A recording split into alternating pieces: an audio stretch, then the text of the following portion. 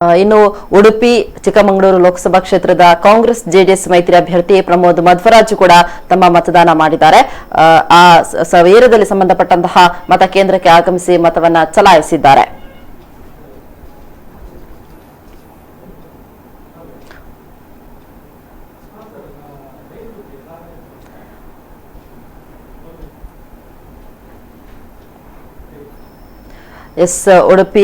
ಉಡುಪಿಯಿಂದ ಒಂದು ಹೆಚ್ಚಿನ ಅಪ್ಡೇಟ್ಸ್ ನೀಡಲಿಕ್ಕೆ ನಮ್ಮ ಪ್ರತಿನಿಧಿ ಪ್ರಮೋದ್ ಅವರಿದ್ದಾರೆ. ಪ್ರಮೋದ್, ಹೇಳಿ, ಉಡುಪಿಯಲ್ಲಿ ಯಾವ ರೀತಿ ಮತದಾನ ಪ್ರಕ್ರಿಯೆ ನಡೀತಾ ಇದೆ ಅಂತ? ಉಡುಪಿ ಚಿಕ್ಕಮಗಳೂರು ಲೋಕಸಭಾ ಚುನಾವಣೆ ಹಿಂದೆ ಈಗ ಬಿರುಸಿನಿಂದ ಆಗ್ತಾ ಇದೆ ಅಂತ ಹೇಳ್ಬಹುದು. ಈಗಾಗ್ಲೇ ಏನು ಜೆಡಿಎಸ್ ಮತ್ತೆ ಕಾಂಗ್ರೆಸ್ ಮೈತ್ರಿ ಅಭ್ಯರ್ಥಿ ಆದಂತಹ ಪ್ರಮೋದ್ ಮಧ್ವರಾಜ್ ಅವರು ಶ್ರೀ ನಾರಾಯಣಗುರು ಶಾಲೆ ಮಲ್ಪೆಯಲ್ಲಿ ಪತ್ನಿ ಸಮೇತ ಬಂದು ಒಂದು ಮತವನ್ನು ಚಲಾವಣೆ ಮಾಡಿದ್ರು. ನಂತರ ಮಾಧ್ಯಮದವರೊಂದಿಗೆ ಮಾತನಾಡಿದಾಗ ನಾನು ಮೈತ್ರಿ ಅಭ್ಯರ್ಥಿ ಆದಾಗ ಅಪಸ್ವರವಿತ್ತು, ಆದ್ರೆ ಕಾರ್ಯಕರ್ತರು ಈಗ ನಂಗೆ ಹೇಳ್ತಾ ಇದ್ದಾರೆ ಒಳ್ಳೆ ನಿರ್ಧಾರವನ್ನು ನೀವು ತೆಗೆದುಕೊಂಡಿದ್ದೀರಿ, ಆದ್ರೆ ಎಲ್ಲಾ ಕಾರ್ಯಕರ್ತರು ರಾತ್ರಿ ಹಗಲೆನ್ನದೇ ನನ್ನ ಗೆಲುವಿಗೋಸ್ಕರ ಶ್ರಮಿಸಿದ್ದಾರೆ. ಈ ಒಂದು ಸಂದರ್ಭದಲ್ಲಿ ಮಾಧ್ಯಮದೊಂದಿಗೆ ಮಾತನಾಡ್ತಾ ಹೇಳಿದ್ರು ಅಂತ ಹೇಳ್ಬೋದು. ಅದೇ ರೀತಿ ಲೋಕಸಭಾ ಚುನಾವಣೆ ಬಿಜೆಪಿ ಅಭ್ಯರ್ಥಿ ಆದಂತಹ ಶೋಭಾ ಕರಂದ್ಲಾಜೆ ಅವರು ಇವತ್ತು ಬೆಳಿಗ್ಗೆ ಕೃಷ್ಣನ ದರ್ಶನವನ್ನು ಪಡೆದು ನಂತರ ಇಲ್ಲಿಂದ ನೇರವಾಗಿ ಅವರು ಚಿಕ್ಕಮಗಳೂರು ಮೂಲಕ ಬೆಂಗಳೂರಲ್ಲಿ ಹೋಗಿ ಅವರು ಮತ ಚಲಾವಣೆ ಮಾಡ್ಲಿಕ್ಕಿದ್ದಾರೆ. ಅವರು ಮಾಧ್ಯಮದೊಂದಿಗೆ ಅಂದ್ರೆ ನಮ್ಮ ಮಾಧ್ಯಮದೊಂದಿಗೆ ಮಾತನಾಡಿದಾಗ ಅವರು ಹೇಳಿದ್ರು, ನಾನು ಈ ಭಾಗದ ಬಿಜೆಪಿ ಅಭ್ಯರ್ಥಿಯಾಗಿ ನಾನು ಈ ಬಾರಿ ಏನು ಅಭ್ಯರ್ಥಿಯಾಗಿ ಗೆಲುವನ್ನು ಸಾಧಿಸ್ಲಿಕ್ಕೆ ನನ್ನ ಕಾರ್ಯಕರ್ತರು ಕೂಡ ತುಂಬಾ ಶ್ರಮಿಸುತ್ತಿದ್ದಾರೆ. ಆದ್ರೆ ಮೋದಿಯ ಒಂದು ಈ ಬಾರಿಯ ಮೋದಿಯ ಸರ್ಕಾರ ಬರ್ಬೇಕು, ಮೋದಿಯ ಸರ್ಕಾರಗೋಸ್ಕರ ಆದ್ರೂ ಕೂಡ ಕಾರ್ಯಕರ್ತರು ಈ ಒಂದು ಬಾರಿ ನಮ್ಮನ್ನು ಗೆಲ್ಲಿಸ್ತಾರೆ ಎಂಬ ಒಂದು ಮಾತನ್ನು ಕೂಡ ಮಾಧ್ಯಮಕ್ಕೆ ಹೇಳಿದ್ರು. ಆದ್ರೆ ಅದೇ ರೀತಿಯಲ್ಲಿ ಹಿರಿಯ ನಾಯಕರಾದ ಕಾಂಗ್ರೆಸ್ ನಾಯಕರಾದ ಭಾಸ್ಕರ್ ಫರ್ನಾಂಡಿಸ್ ಅವರು ಇರ್ಬೋದು, ಶಾಸಕರಾದಂತಹ ಸುನಿಲ್ ಕುಮಾರ್ ಅವರು ಇರ್ಬೋದು, ಅವರು ಪತ್ನಿ ಸಮೇತ ಬಂದು ಅವರ ಮತವನ್ನು ಚಲಾಯಿಸಿದ್ರು ಅಂತ ಹೇಳ್ಬೋದು. ಓಕೆ, ಅಂದ್ರೆ ಸಾಕಷ್ಟು ಮತಕೇಂದ್ರಗಳು ಉಡುಪಿಯಲ್ಲಿ ಕೂಡ ಇದೆ. ಯಾವ ಮತಕೇಂದ್ರಗಳು ಕೂಡ ಯಾವ ಸಮಸ್ಯೆ ಇಲ್ಲ ಅನ್ಸುತ್ತಾ ಪ್ರಮೋದ್? ಖಂಡಿತ ಈಗಾಗಲೇ ಎಲ್ಲಾ ಮತಗಟ್ಟೆಯಲ್ಲಿ ಈಗಾಗಲೇ ಮತ ಚಲಾವಣೆ ಪ್ರಾರಂಭವಾಗಿದೆ. ಈಗಾಗಲೇ ಮತಗಟ್ಟೆಗೆ ಹೆಚ್ಚಿನ ಸಂಖ್ಯೆಯಲ್ಲಿ ಮತದಾರರು ಬರ್ತಾ ಇದ್ದಾರೆ ಅಂತ ಹೇಳ್ಬೋದು. ಯಾಕಂತ ಹೇಳಿದ್ರೆ ಮಧ್ಯಾಹ್ನ ನಂತರ ಬಿಸಿಲಿನ ಧಗೆಯಿಂದ ಸಾಕಷ್ಟು ತೊಂದರೆ ಆಗಿರುವುದರಿಂದ ಹೆಚ್ಚಿನ ಮತದಾರರು ಬೆಳಿಗ್ಗೆ ಬಂದು ಮತವನ್ನು ಹಾಕ್ತಾ ಇದ್ದಾರೆ. ಎಲ್ಲಾ ಬೂತ್ಗಳಲ್ಲಿ ಜನಗಳು ಸಾಲಾಗಿ ನಿಂತದ್ದು ನಾವು ಗಮನಿಸಿಕೊಳ್ಬಹುದು. ಅದೇ ರೀತಿಯಲ್ಲಿ ಈಗ ಮಧ್ಯಾಹ್ನದೊಳಗೆ ಹೆಚ್ಚಿನ ಸಂಖ್ಯೆಯಲ್ಲಿ ಮತದಾರರು ಮತವನ್ನು ಹಾಕುವಂತ ನಿರೀಕ್ಷೆಯನ್ನು ಕೂಡ ಚುನಾವಣಾಧಿಕಾರಿಗಳು ನಿರ್ವಹಿಸಿಕೊಂಡಿದ್ದಾರೆ. ನಂತರ ಈಗಾಗಲೇ ಉಡುಪಿಯ ಸ್ಥಳೀಯ ಎಲ್ಲ ಶಾಸಕರು ಕೂಡ ಈಗಾಗಲೇ ಮತಗಟ್ಟೆಗೆ ಹೋಗಿ ಮತವನ್ನು ಚಲಾಯಿಸ್ತಿದ್ದಾರೆ. ಅದೇ ರೀತಿಯಲ್ಲಿ ಅಷ್ಟಮಠಗಳ ಸ್ವಾಮೀಜಿಗಳು ಕೂಡ ಇವತ್ತು ತಮ್ಮ ಮಠದ ಸಮೀಪ ಇರುವಂತಹ ಶಾಲೆಯಲ್ಲಿ ಈಗಾಗಲೇ ಮತವನ್ನು ಚಲಾಯಿಸಿದ್ದಾರೆ.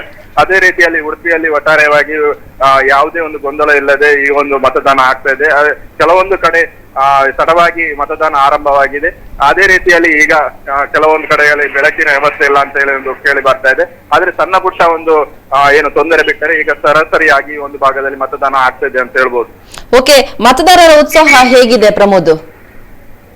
ಮತದಾರರು ಈಗಾಗಲೇ ಮತಗಟ್ಟೆಗೆ ಬರ್ತಾ ಇದ್ದಾರೆ. ಮತಗಟ್ಟೆಯಲ್ಲಿ ಈಗ ತಮ್ಮ ಹಕ್ಕನ್ನು ಚಲಾಯಿಸಲಿಕ್ಕೆ ಎಲ್ಲರೂ ಮತದಾರರು ಈಗ ಸಾಲಾಗಿ ನಿಂತಿದ್ದಾರೆ ಅಂತ ಹೇಳ್ಬೋದು. ಆದ್ರೆ ನಾವು ಇಲ್ಲಿ ಏನ್ ಗಮನಿಸ್ಬೇಕಂತ ಹೇಳಿದ್ರೆ ಈ ಬಾರಿಯ ಒಂದು ಉಡುಪಿಯ ಚುನಾವಣೆಯಲ್ಲಿ ಏನು ಜೆಡಿಎಸ್ ಮತ್ತೆ ಮೈತ್ರಿ ಅಭ್ಯರ್ಥಿ ಆದಂತಹ ಪ್ರಮೋದ್ ಮಧ್ವರಾಜ್ ಒಂದ್ ಕಡೆ ಆದ್ರೆ ಇನ್ನೊಂದ್ ಕಡೆ ಬಿಜೆಪಿ ಅಭ್ಯರ್ಥಿ ಆದ ಶೋಭಾ ಕರಂದ್ಲಾಜೆ ಅವರ ಮಧ್ಯೆ ನೇರ ಸ್ಪರ್ಧೆ ಇರೋದ್ರಿಂದ ಇಲ್ಲಿ ಈ ಬಾರಿ ಇಲ್ಲಿಯ ಉಡುಪಿಯ ಮತದಾರರು ಯಾರ ಕೈ ಇಡ್ತಾರೆ ಎಂಬುದನ್ನ ಕಾದ್ ನೋಡ್ಬೇಕಾಗಿದೆ. ಅಂದ್ರೆ ಇನ್ನೊಂದು ಸ್ವಲ್ಪ 10 ಗಂಟೆ ಕಳೆದ್ರೂ ಕೂಡ ಒಂದು ಬಿಸಿಲಿನಿಂದ ಅಲ್ಲಿ ಯಾರಿಗೂ ಕೂಡ ನಿಲ್ಲಿಕ್ಕೆ ಆಗುದಿಲ್ಲ. ಇಲ್ಲಿ ಕೂಡ ಈಗ ಬಹಳಷ್ಟು ಬಿಸಿಲು ಇರುವುದರಿಂದ ಅದಕ್ಕೋಸ್ಕರ ಮತದಾರರು ಬೆಳಿಗ್ಗೆನೆ ಅಲ್ಲಿ ಬಂದು ಜಮಾಯಿಸಿದ್ದಾರೆ ಅನ್ಸುತ್ತಾ ಅಂತ? ಖಂಡಿತ, ನಾನು ಈಗಾಗಲೇ ಹೇಳಿದಾಗೆ ಈ ಒಂದು ಮತದಾರರು ಇವತ್ತು ಬೆಳಿಗ್ಗೆ ಬಂದು ಹೆಚ್ಚಿನ ತಮ್ಮ ಮತವನ್ನು ಚಲಾಯಿಸ್ತಿದ್ದಾರೆ. ಯಾಕಂತ ಹೇಳಿದ್ರೆ ಈಗ ಮಧ್ಯಾಹ್ನ ನಂತರ ಉಡುಪಿಯಲ್ಲಿ ಸಾಕಷ್ಟು ಬಿಸಿಲಿನ ಧಗೆ ಇರುವುದರಿಂದ ಮತದಾರರು ಬೆಳಿಗ್ಗೆ ಹೊತ್ತಿಗೆ ಹೆಚ್ಚು ಜನ ಬಂದು ಮತವನ್ನು ಚಲಾಯಿಸಿದ್ದಾರೆ. ಇದು ಕೂಡ ಉಡುಪಿಯ ಜಿಲ್ಲಾಡಳಿತಕ್ಕೆ ಮೊದಲೇ ಗೊತ್ತಿತ್ತು. ಯಾಕಂತ ಹೇಳಿದ್ರೆ ಈ ಬಗ್ಗೆ ಸಾಕಷ್ಟು ಮುಂಜಾಗ್ರತಾ ಕ್ರಮವನ್ನು ವಹಿಸಿಕೊಂಡಿದ್ದಾರೆ. ಎಲ್ಲಾ ಮತಗಟ್ಟೆಗಳಲ್ಲಿ ಸಾಮಿಯಾನ ಹಾಕದಿರಬಹುದು, ನಂತರ ನೀರಿನ ವ್ಯವಸ್ಥೆ ಇರಬಹುದು, ಇನ್ನಿತರ ಎಲ್ಲಾ ಮತದಾರರಿಗೆ ಬೇಕಾದ ಎಲ್ಲಾ ಮೂಲಭೂತ ಸೌಕರ್ಯಗಳ ವ್ಯವಸ್ಥೆಗಳನ್ನು ಈಗಾಗಲೇ ಜಿಲ್ಲಾಡಳಿತ ಎಲ್ಲಾ ಮತಗಟ್ಟೆಗಳಲ್ಲಿ ಮಾಡಿದೆ. ಅದೇ ರೀತಿಯಲ್ಲಿ ಈ ಒಂದು ಮತದಾರರು ಬರುವಾಗ ಯಾವುದೇ ತೊಂದರೆ ಆಗಬಾರ್ದು. ಬಿಸಿಲಿನ ಧಗೆ ಇರುವುದರಿಂದ ಬೆಳಿಗ್ಗೆ ಹೊತ್ತಿಗೆ ಜಾಸ್ತಿ ಜನ ಬರ್ತಾರೆ ಅಂತ ಹೇಳಿ ಜಿಲ್ಲಾಡಳಿತ ಮೊದಲೇ ಆ ಬಗ್ಗೆ ಹೆಚ್ಚಿನ ಒಂದು ಕ್ರಮವನ್ನು ಕೈಗೊಂಡಿದೆ ಅಂತ ಹೇಳ್ಬೋದು. ಓಕೆ ಪ್ರಮೋದ್, ನಿಮ್ಮಿಂದ ಇನ್ನಷ್ಟು ಅಪ್ಡೇಟ್ಸ್ ಬೇಕು, ಮತ್ತೆ ಸಂಪರ್ಕಿಸ್ತೇನೆ.